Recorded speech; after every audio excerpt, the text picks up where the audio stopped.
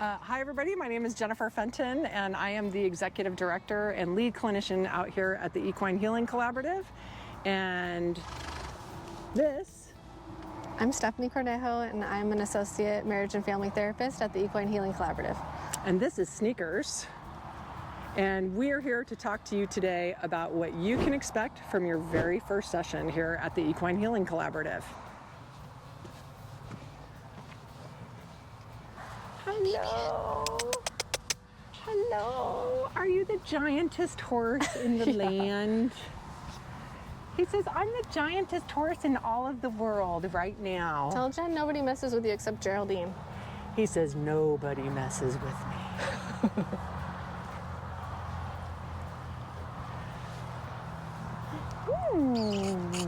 He got kisses on his kisses.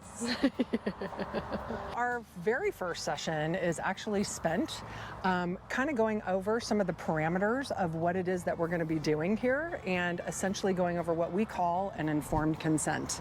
And that's where we talk about different topics that pertain to treatment. So we go over limits of confidentiality. We talk about what individuals can expect. We talk about the benefits and the risks, the potential risks of entering into psychotherapy. And more importantly, we start talking about equine-assisted psychotherapy and what that's going to look like. And so the most common question that we're asked here at the EHC is, am I going to be riding a horse? Or sometimes people are afraid to sign up for services because when they think of horses, they think about getting on a horse's back. And that is the last thing that we do. And in fact, we never do that here at the Equine Healing Collaborative. I think what comes up for clients on their first session or before they do start the treatment is what other people think about them. What's my family gonna say? What do I think about myself that I need to consider processing with someone else? And so here at the Equine Healing Collaborative, I would say that our #1 goal is to reduce the stigma. And one way we do that is by including the animals in our session. And so it's different, I'd say, than individual office treatment, like traditional treatment. Yeah, I mean, I think a lot of people really struggle to reach out and ask for help. And, you know, in our culture, that tends to kind of be like a sign of weakness for a lot of people. And so the idea of actually reaching out for help in and of itself can be really terrifying and scary for folks. And one of the things that makes equine-assisted psychotherapy so helpful in that realm is that we get to use the animals to reduce stigma and to essentially kind of remove that barrier. Oftentimes when people are in traditional therapeutic settings, they're sitting in an office and they're kind of face to face with somebody being asked a lot of questions about themselves and being asked to disclose information about themselves. And that can feel really intimidating, especially when you think about the fact that you're talking about some pretty personal things and you don't really have much of an idea of who the person is that you're talking to or what's going on. And so again, the great thing about the horses is it gives us the capacity and the ability to build significant rapport with people, to build trust with people, and then to be able to begin the treatment process. The rapport building happens really quickly because we're here to keep the person who's receiving services safe. And I think that builds almost immediate rapport, because I'm not saying like, let's just go through here together. It's come with me, I'll go first, and then you can watch the interaction and see if you want to try this same interaction. And I think that that's our agreement, and part of our informed consent is that I am going to do everything I possibly can to keep you safe in here. That's our agreement with each individual, that's our agreement with each parent and guardian. I mean, we serve as young as, my youngest I think I've seen out here is probably 4. Mm-hmm. So. Does a typical therapy session look like here?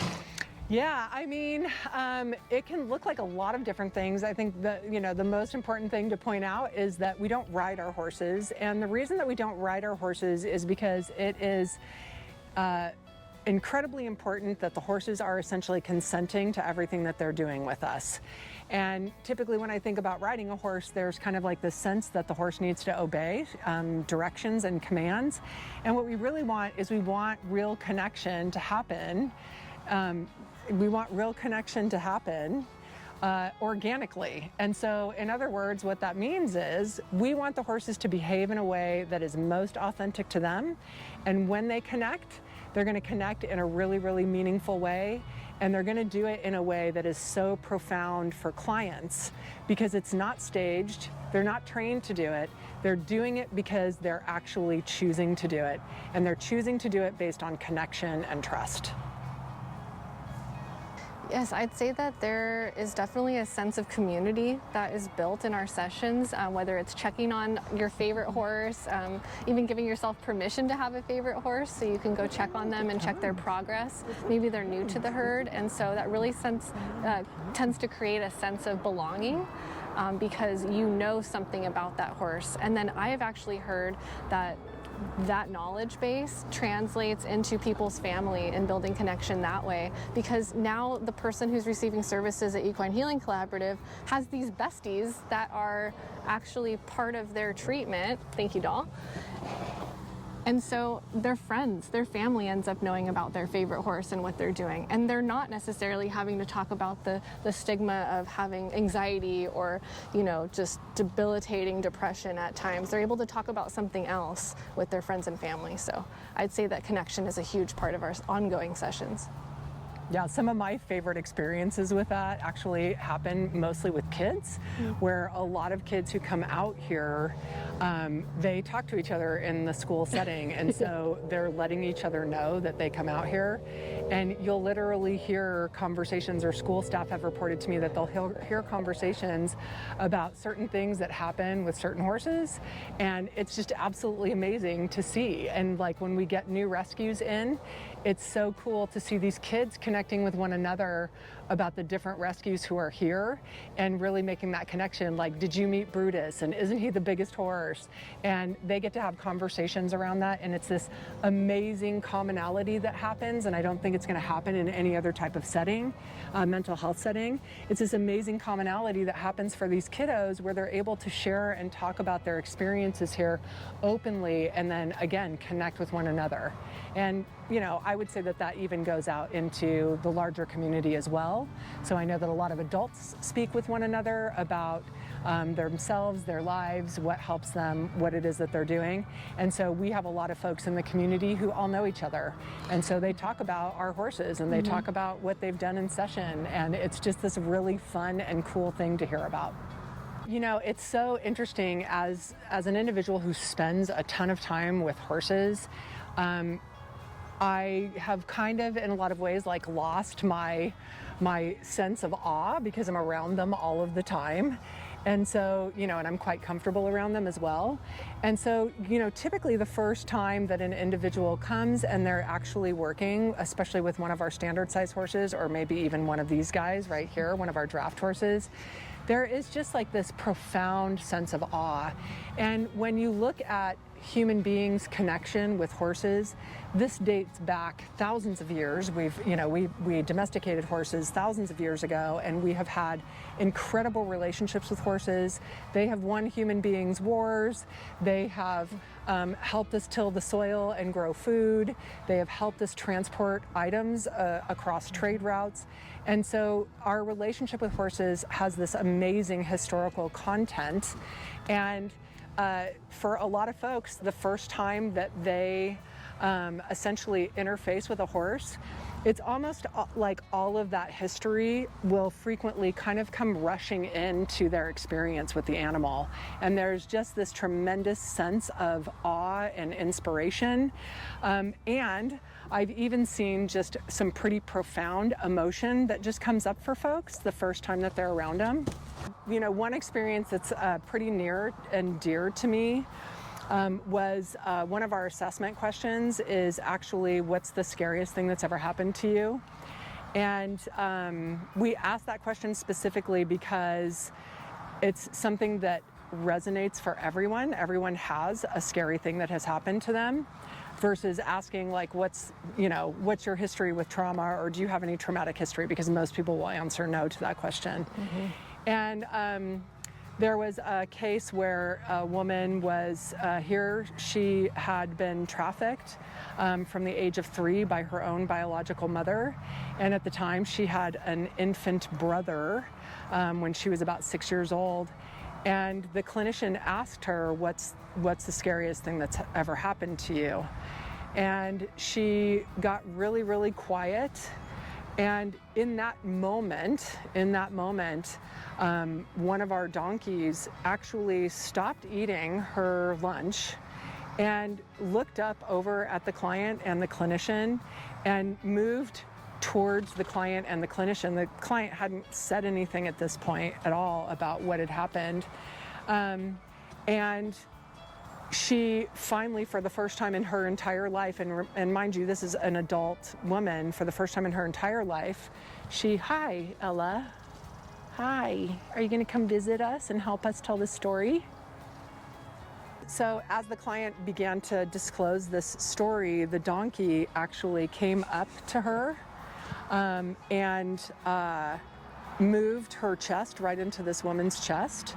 And the woman, of course, became quite emotional because she had disclosed how essentially she had witnessed the death of her infant brother at her mother's hands at the age of 6 years old. And she told the story with such emotion, and it was so clear that Sarah the donkey recognized that was that her presence for the telling of that story was so important that she again just stayed close to this client as she told the story. And in fact, the clinician actually kind of backed away and allowed the two of them to just connect. And the woman just cried for probably about 30 minutes of the entire session. And so she was able to experience what we call objective witnessing, which is essentially where people can tell stories about whatever it is that's happened to them or whatever it is that's going on in their lives. And they have this amazing presence of these horses who are able to maintain objectivity, but also simultaneously that connection where they're essentially saying, like, I see you, I see what has happened to you, and I'm here for it, and I'm not going to go anywhere. I'm going to stay here with you as long as you need to. So that's just one story, and that again actually happened pretty early in treatment. Well, now I went serious with the unconditional positive regard, and then these guys can't help but give that. And so our treatment plan, we update every couple of months, however, from other modalities, because it's not short term. I'm not teaching you how to reframe something. What I am doing is helping people get the experiential practice to put into their life outside of the ranch, and to get really good practice and to build confidence and be able to stand in court or be able to, go to their visit with their parent that they don't want to, or be able to connect with their loved ones even though they're scared of, what's happening at school. And so I think that being able to really tell somebody that this goes on, this connection happens until you can move on, it really means a lot. And why would you want to leave? I know. Don't leave here. No, well, and along those lines, so when people do exit treatment, or even if they're in treatment, we do have a really robust volunteer program that actually Stephanie, I run it. Yeah, Stephanie heads up. And so a lot of people really do develop some pretty profound connections with these guys. And so we want to make sure that just because treatment is over, it doesn't mean that they cannot maintain those connections. And so we do have a lot of people who come in and volunteer and help basically take care of our animals. So it sounds like the support is different for each client. It's tailored to what their needs are and who their clinician is and who they connect to at the barn. Oh, 100%. Yeah, absolutely. And, our treatment is client-centered. And so, of course, what that means is, and just like we do with all of our rescue horses, is we meet our horses where they are.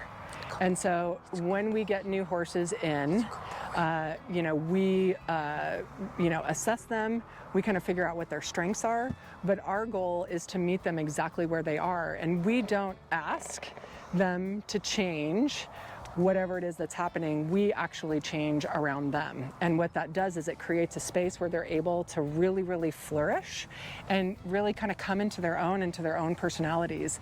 Like this mare right here, Ella, when she first got here, she didn't want anything to do with any of us.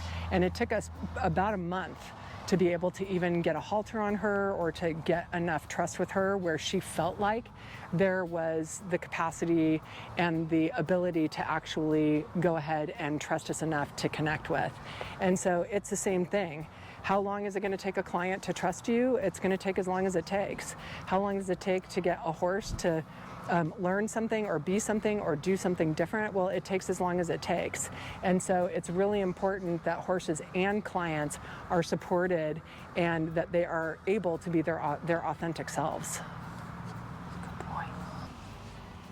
I really think that you need to come to your first session and see if the environment really works for you. And if you've been in treatment before, maybe just having something to compare it to. And I think that ecotherapy really crosses many cultural boundaries because many people have visited a ranch and maybe they liked what they saw and experienced or the feeling, but maybe they didn't like what they were witnessing around the way that animals were being treated. And so being able to see the kind touch that all of our staff are using on our animals, whether they're grooming them, whether they're feeding them, maybe they're just passing by them. We give kind touch and try to undo some of the upbringing that our animals have witnessed already. And so you'd have to come and see. Are you feeling self-conscious, sir?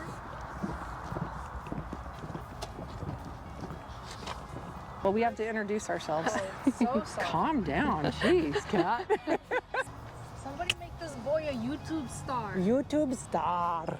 Look at him blowing Look at in his the wind. lips. I know, look at his lip. Cut. Start spouting truth. I had to clap. Oh, brutal. That was nice.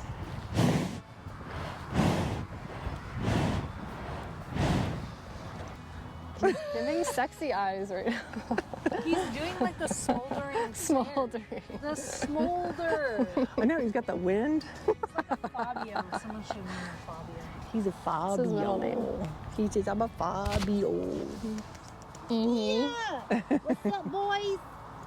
Aww. Coming to you live. Like, share, subscribe, all the things, and comment below.